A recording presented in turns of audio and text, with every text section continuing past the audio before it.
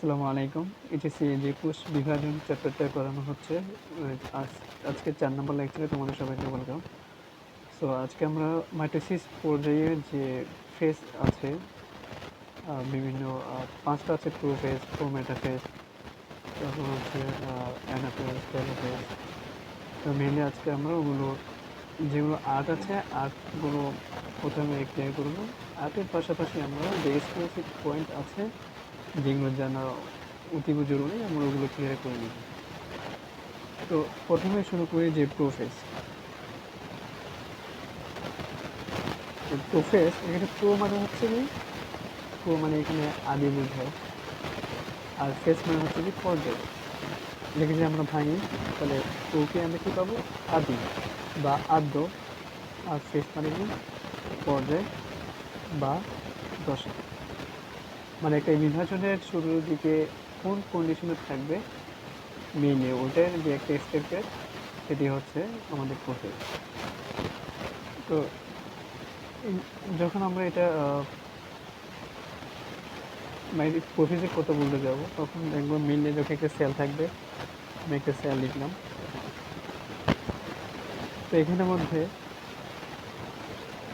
যদি আমি একটা এই সেলের মধ্যে একটা নিউক্লিয়াস দিলাম, এরপর যদি আমি এখানে বিভিন্ন ক্রোমোজোম দিই যেগুলো হচ্ছে অনেকটা এলোমেলোভাবে থাকতেছে,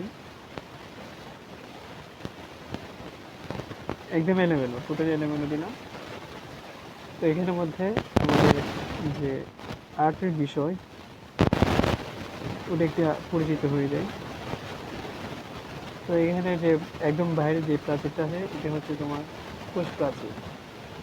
এরপরটা হচ্ছে কোষ ঝিল্লি। এটা কি কোষ প্রাচীর। এরপর হচ্ছে কোষ ঝিল্লি। তো কোষ প্রাচীর এটা কিন্তু অনেকটা পুরু, একদম শক্ত ধরা যায় সোজা হিসাব, এটা অনেকটা শক্ত। আর ঝিল্লি হচ্ছে অনেকটা নরম।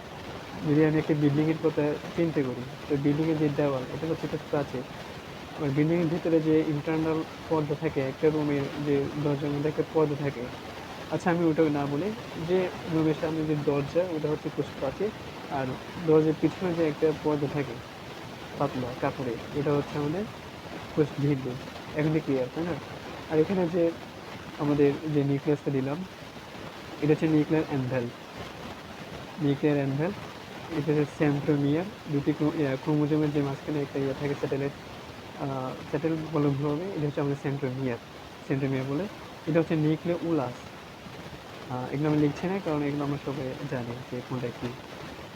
এরপর এখানে যে বাহু কতগুলো আছে, বাহু বলতে এদেরকে বলা হয় যে ক্রোমাটিন তন্তু। তো আমি লিখলাম কি প্রোফেজ। এখন এখানে মেনলি এটা থাকে কিরকম, এটার স্ট্রাকচারটা কি, এটি হচ্ছে মাইটোসিস যে কোষ বিভাজন, পুরোটার বিভাজনের সবচেয়ে দীর্ঘস্থায়ী পর্যায়। তো আমি পয়েন্টগুলো ইনক্লুড করি পাশে, যে দীর্ঘস্থায়ী পর্যায়।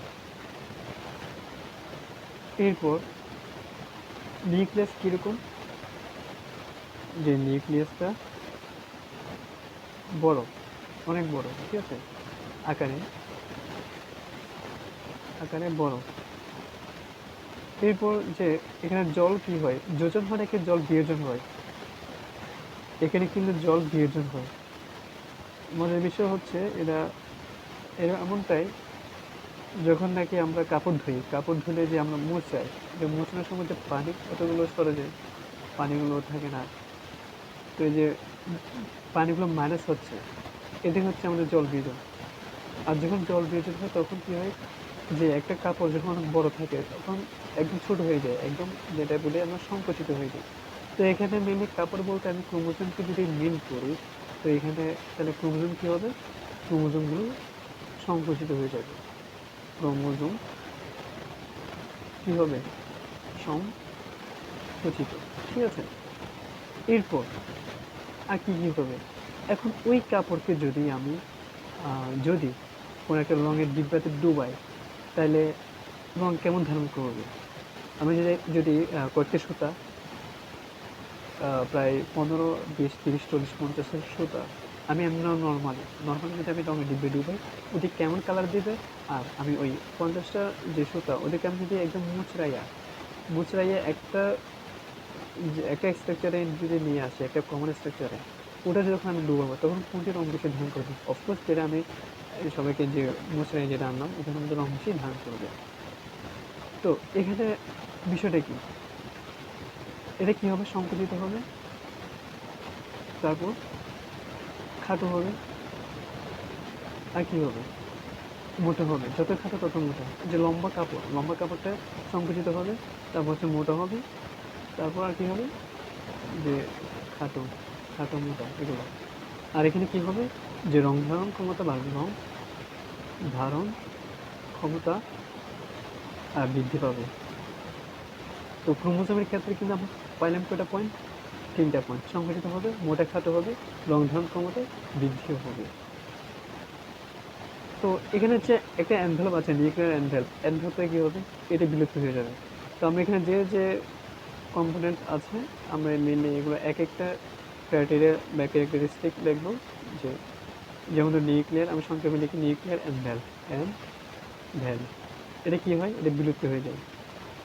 তো আমাকে যদি কোয়েশ্চেন করা হয় যে কোন ধাপে নিউক্লিয়ার এনভেলপ বিলুপ্তি হয়, তাহলে আমি কি লিখবো? প্রোফেজ। এটা হচ্ছে আমাদের অ্যান্সার, যে প্রোফেজ। এটা কিন্তু বিলুপ্তি কিন্তু হয়ে যায় না, বিলুপ্তি ঘটতে থাকে। এখানে একটা কথা আছে, কোথায় ঘটতে থাকে আর কোথায় বিলুপ্তি হয়ে যায়। বিলুপ্তি ঘটতে থাকে মানে এখনো সম্পূর্ণ বিলুপ্ত হয়নি, তার মানে সম্পূর্ণ বিলুপ্তি হবে কোথায়? পরবর্তী ধাপে। পরবর্তী ধাপ মানে কোনটা? প্রোমেটাফেজ। সিম্পল। তাহলে মেটাফেজে কি হবে? এটা বিলুপ্ত অবস্থায় থাকবে, যেটা আগেই বিলুপ্ত হয়ে গেছে, তো ওখানে থাকবে না। সিম্পল। এরপর এখানে আর কি কি বলা যায়? প্রোফেজের মধ্যে তো বেশ কয়েকটা পয়েন্ট লিখলাম।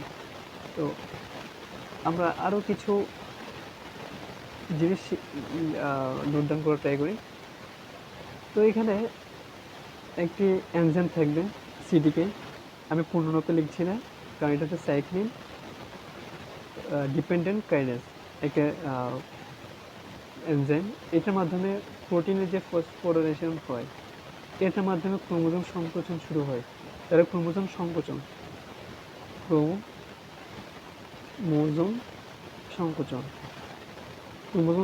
শুরু হয় কোন এনজাইমের কারণে? এটা হচ্ছে সিডিকে এনজাইমের কারণে সংকোচন শুরু হয়। আর নিউক্লিয়ার এনভেলপ বিষয়ে আমি বিলুপ্তি লিখেছি এখানে, নিউক্লিয়ার এনভেলপ। তো বিলুপ্তি কখন হবে? এটি বিলুপ্তি হবে যে আছে ফটোফসফোরাইলেশন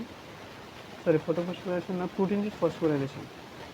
তাহলে আমি লিখলাম যে ঠিক আগেরই কথা, জাস্ট বেসিক। প্রোটিনের ফসফোরাইলেশন। তো এটার কারণে কি হয়? নিউক্লিয়ার এনভেলপ বিলুপ্তি হয়। আশা করি এদের বুঝছি।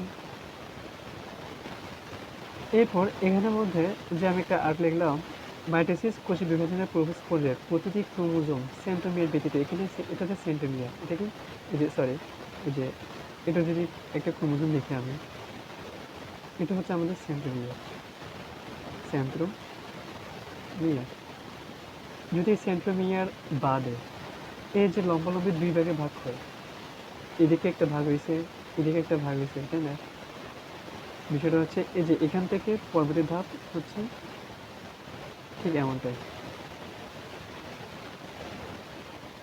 এটা যদি সিঙ্গেল থাকে, এটা যদি কি থাকে? সিঙ্গেল থাকে এরকম। এটা যদি লম্বালম্বি দুই ভাগে ভাগ করে, কিন্তু এটা ভাগ করছে না, আমি এটাকে ঠিক রাখলাম। আর এটাকে আমি কেটে এইভাবে আনলাম, আর এই পুরোটা মাঝখানে কেটে এইভাবে আনলাম। তো এটাকে কি বলা হয়? এটাকে বলা হয় ক্রোমাটিন।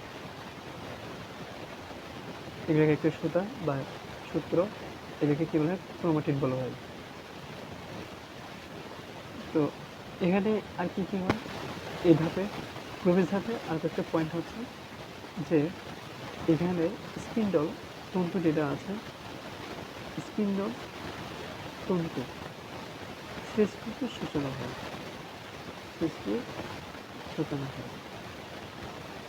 তাহলে আরেকটা যদি কোশ্চেন করা যে হয় যে সেন্ট্রিওল কোথায় থাকে কোথায় থাকে না, আমরা জানি উদ্ভিদ কোষে কোনো কি থাকে না, সেন্ট্রিওল থাকে না। তা আমি এক পাশে নোট ডাউন করি এটা, যে প্লান্ট সেল বা উদ্ভিদ কোষ কি থাকবে না, এখানে সেন্ট্রিওল থাকবে না। স্পিন্ডল তন্তু, সেন্ট্রিওল, সেন্ট্রোস্ফিয়ার এগুলো হচ্ছে একই ফ্যামিলির অন্তর্ভুক্ত এক একটা কম্পোনেন্ট। আর প্রাণী কোষে কিন্তু স্পিন্ডল তন্তু সৃষ্টি হলেও উদ্ভিদ কোষে মাইক্রোটিউবুলস থেকে স্পিন্ডল তন্তু সৃষ্টি হয়। তার মানে প্রাণী থেকে স্পিন্ডল তন্তু সৃষ্টি হবে, উদ্ভিদ থেকেও হবে। প্রাণী থেকে কোথায় হবে, সেন্ট্রিওল থেকে।